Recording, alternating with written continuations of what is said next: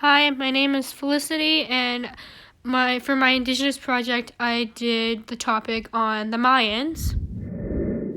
Mayan civilization remains a mystery to this day. Culture and religion developed over time. They had long distant trades that were developed. Famous Mayan pyramids were built. Mayans continue to develop math, art, and science to this day. The Mexican colonizations, there were many groups that were related. The first ones were the Olmecs. They were the oldest major civilization in Mexico. They relied on agriculture, and they were the first to introduce ritual bloodletting. They don't know how the Olmec societies were structured. Olmec people didn't disappear, however many tribes collaborated, such as the Aztecs. Here I've shown some images. For the top one, there were the Mayas, the Olmecs, and the Aztecs. These were all around the area in Mexico in different areas. And in the bottom image, there were the Mayas, which were the top, and they were mostly in the Mexico coastline. The Aztecs were one of the most important colonizations to the Mayans. They were well known for indigenous Mexican groups. They absorbed many individual tribes to become larger groups. The Mexicans were very skilled in developing their homelands, which helped them move up their way through the social and political ladder of the Aztec empires. There are four different social groups. There were the priests, the nobles, the freedmen, and the slaves. So for the four different social groups, the priests, nobles, freedmen, and slaves. So the first off, slaves were more like you're working and you don't have breaks. You work for the priests. You don't get breaks, and you have to work every day. It's hard and stuff like that. The freedmen's were more like working better than the slaves, but not they get to take breaks, they get to have like lunch and stuff. For nobles, they work for the priests. Nobles, they help the priests, like if the priest tells them what to do, what they want, stuff like that, then the nobles do that. And for the priests, they are the rulers of the Aztec societies. They control their people's world, I guess. Is that what? Yeah, I guess. And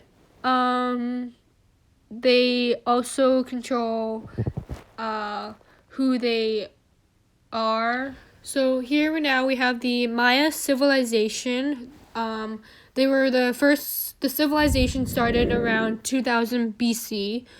They were the first settlements along the Pacific coast in present-day Chiapas state. It's now known for the emperors extended from the Yucatan Peninsula in Mexico to El Salvador.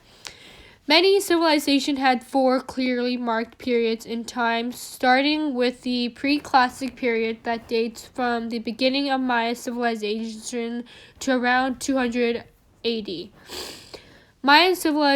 Mayas, they were supremely advanced for their time, sometimes outshining their European counterparts in science and math.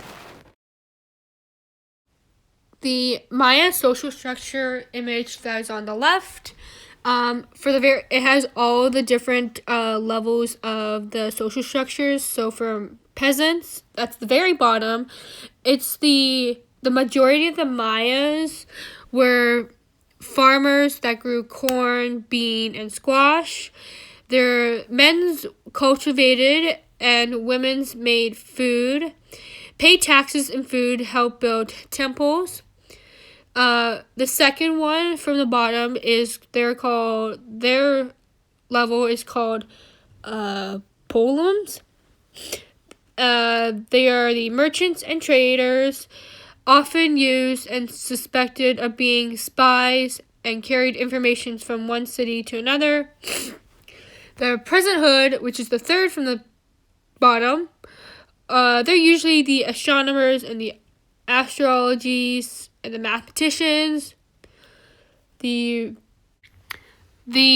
Barbaros were they're chosen for the noble class. It's the post of the hierarchy, and they see it that the laws, the taxes, and the policies were enforced. And the very top, it's called the Halak Urnik. It's the hierarchy position, passes down from the father to the son only. It's like saying he's the king of the society. And then the image on the right bottom is, you can see 3 of the men's. These were like their society, the way they lived. So I'm assuming they are like, this is how they lived in modern time in the Maya society. My next subtopic is why Native Mexicans don't mix with each other than themselves. It has to do with genetics. So the genetics of indigenous Mexicans show their ancestors there were very distant groups that hardly mixed with each other. Genetic histories of Mexico's, they took samples from people representing indigenous and mestizo groups, which are European and Native American descendants. There were 9 different groups, 9 different district groups, including the Mayas, Lacandan, etc., with very little intermingling among them because they didn't want a Mayan to be... They didn't want a Mayan to interact or associate with other people other than their own culture. The Mexican Americans generally have more of a mix of ancestry, including indigenous Mexicans, European, and a bit of African. Why Native Mexicans were colonized in the 16th and 17th century. The Aztecs and the Inca were the dominant cultural groups in Mexico and Peru, respectively upon the arrival of the Spaniards in the 16th century. However, in the 17th century, the indigenous people of the Americas expressed themselves in a variety of medias after conquest.